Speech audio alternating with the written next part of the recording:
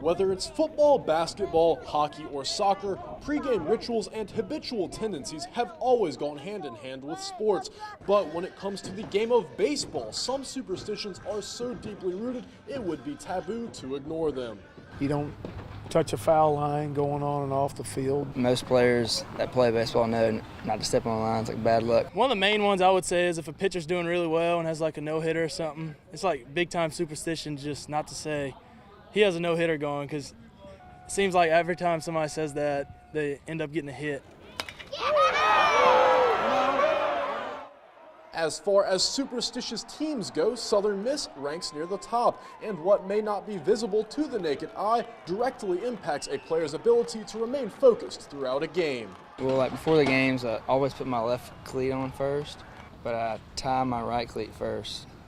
And I don't know why, I just do that. Getting towards the latter end of the game, I like to take off my cleats and tie them up and retie them. I don't know why I do it. I guess it is kind of superstitious. Such individual quirks and tweaks become most evident when players step to the plate. It only takes one trip through the USM batting order to reveal that nearly every player 1 through 9 is guilty as charged. I don't know if it makes me feel better or what, but I find myself always touching my pants sometimes.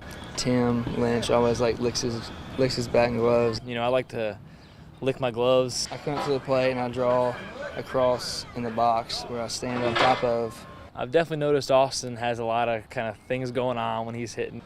I'll just hold it up to the pitcher like that. And kind of once he starts going through his wind-up, that's when I'll pick up the bat and give a couple waves, 2 or 3 usually. And then I'll get up and get ready to hit.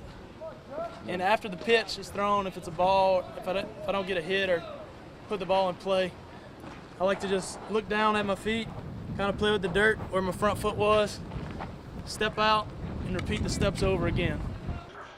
Though unorthodox, the most intricate batting rituals actually carry some statistical relevance. Of the players featured, all of them have one thing in common at the dish: patience. Lynch leads the team in walks and on-base percentage, while Roussel and Dawson have the fewest strikeouts of any everyday starter on the roster.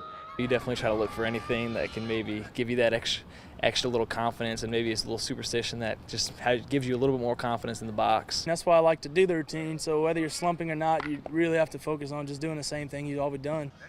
As you can see, most players rely on habitual tendencies to overcome the game's inconsistencies, but they aren't the only ones.